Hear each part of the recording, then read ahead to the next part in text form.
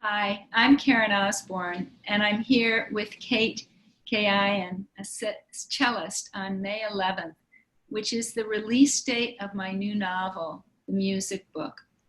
It tells the story of Irina Seisel, a cellist and young graduate of a music conservatory in 1953, who has the unexpected opportunity to play with an up-and-coming modern music quartet at a 4-day classical music festival held in the Breakers Mansion in Newport, Rhode Island.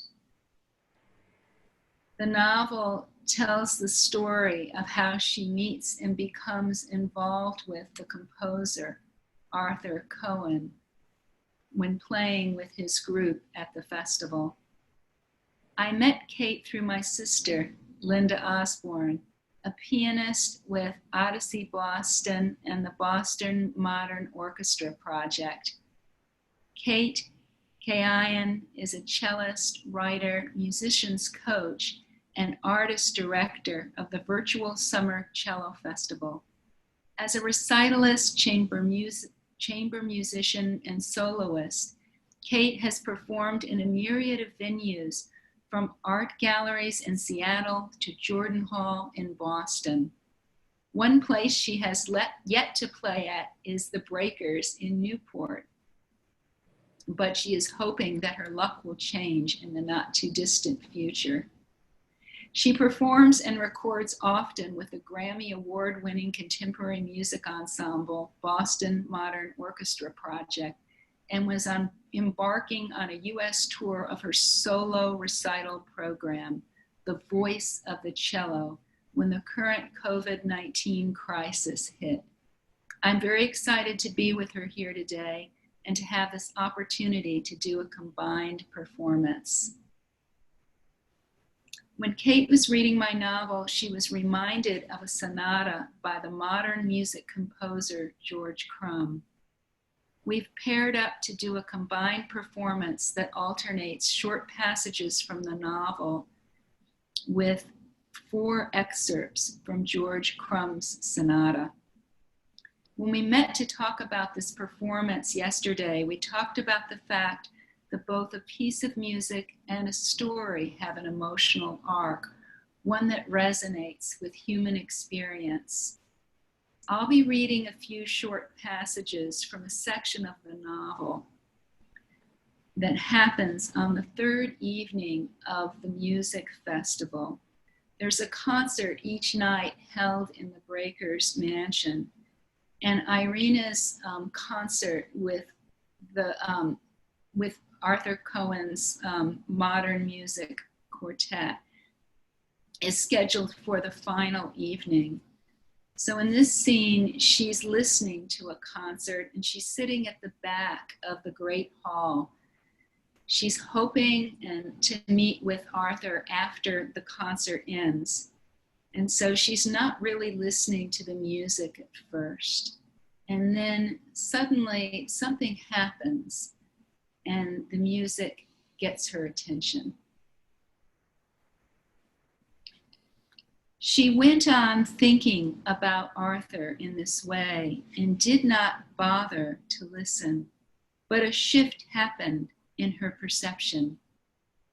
It came without her conscious intention, as if the composer himself had pushed away her thoughts, demonstrating his music was very much alive. The quartet was playing the 2nd movement when she found herself listening intently. She heard the sounds coming from the instruments as if she was approaching something unknown but enormous at the center of all music. As soon as she focused on it and tried to follow it, the sensation disappeared. She had no word for it, the thing that mattered inside the music being played, and all those ideas about music, the hours spent learning notes and perfecting technique, and the opulent room filled with men in evening dress and women wearing evening gowns and jewels. One of the women in the next row actually wore a tiara of diamonds, ridiculous ornamentation, Yet inside this and inside her desire to have Arthur turn back and look at her when he passed back through the hall after the concert was over was something bigger. She slipped down, feeling nearly asleep but not asleep, hearing more and more and deeper and deeper. And then there it was, suddenly in front of her. Beauty. There was no other word for it. Beauty. The reason for the performance, for all this, including an enormous mansion built on the sand and the 100 or more people in the audience. It was the reason also for the chance of a broken arm and for Arthur and her meeting, and for the performance tomorrow evening with the modern strings. Beauty, which turned out was so great a sensation it overwhelmed everything else, including arguments and politics about which music was better, the old or the new, and including even the future and what would end up happening. Beauty was so great a sensation, she could barely perceive it.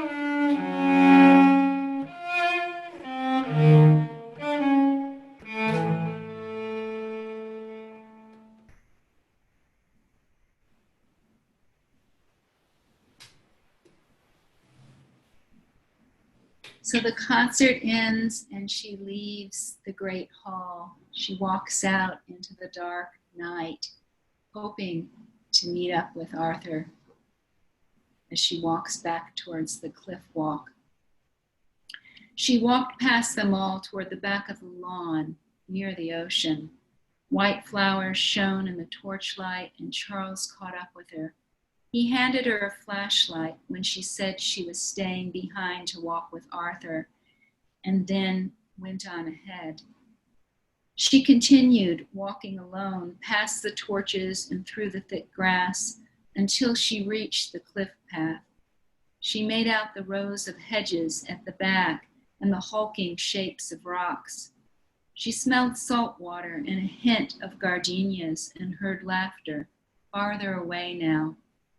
Arthur was possibly back there still, near the mansion where a crowd still gathered. Maybe he won't come, she thought, switching on the flashlight. And then she saw his shape walking toward her. "You have a light," he called out. "Good, I'm without." "Yes," she answered, and the air felt suddenly alive, trembling as she turned toward the path. Rocks came into sharp relief under the flashlight. She walked ahead of him, swinging it, unable to keep it steady. She'd worn a pale blue skirt with a white sleeveless top. She guessed it made her easier to see in the dark. The flashlight picked up silvery blades of grass poking through the sand. The island was dark where there were no houses, or where the houses were empty, then lit suddenly where the houses were full of people. She heard music, snatches of a popular tune. She had to concentrate on the beam of light to avoid tripping, and all the while she felt him behind her, heard his footsteps.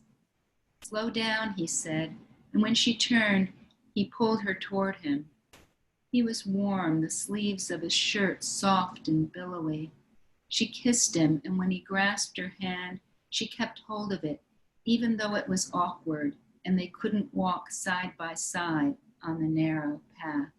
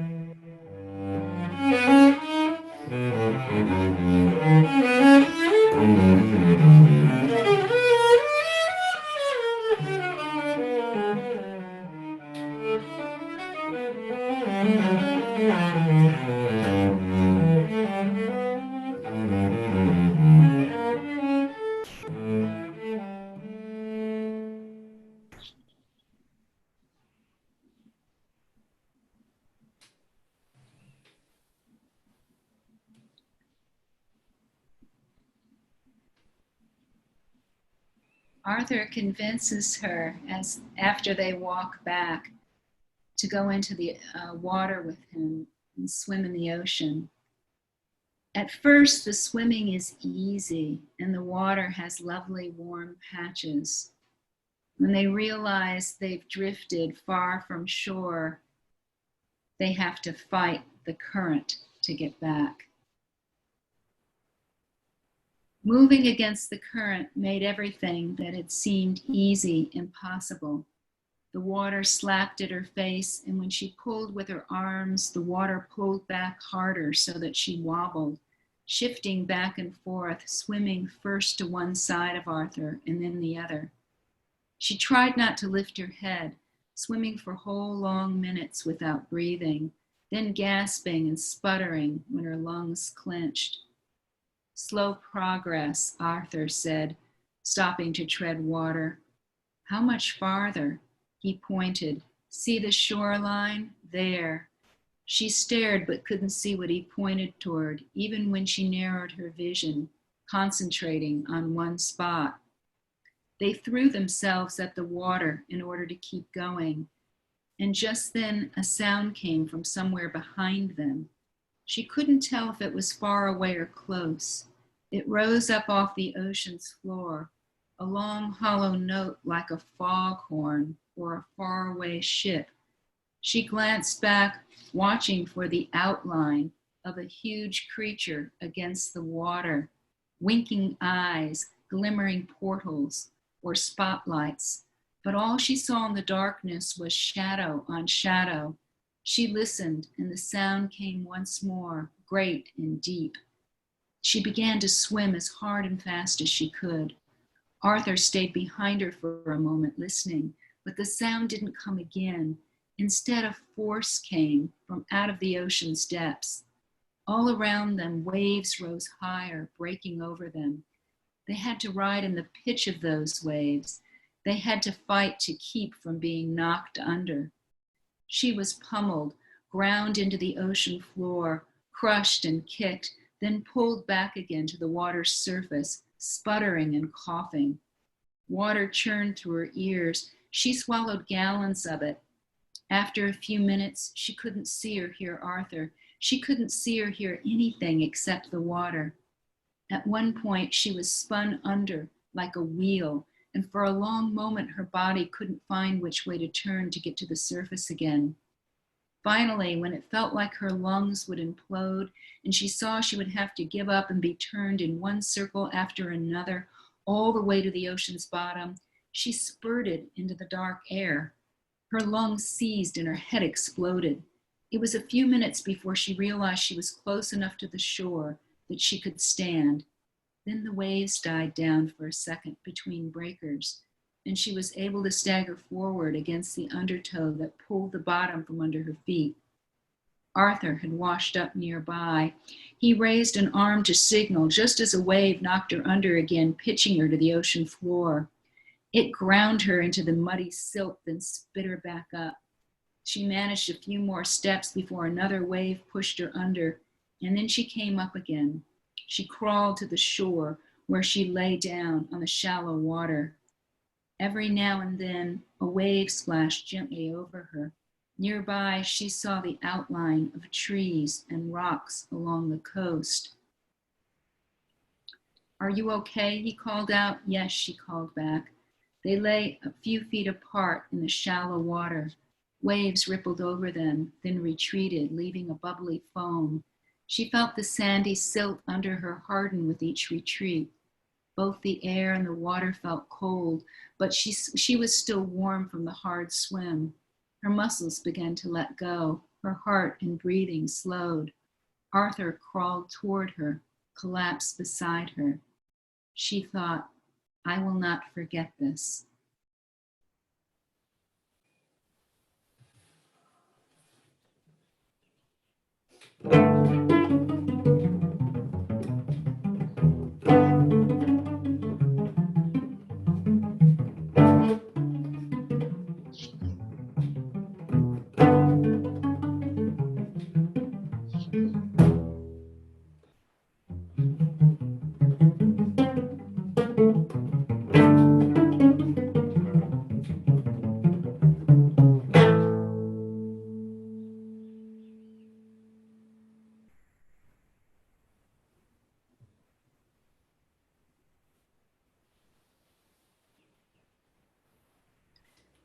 The novel is composed mainly of Irina's up-close memories of the music festival that occurred in 1953, where she met and became involved with the composer, Arthur Cohen, and then the few other times during her life when she saw him.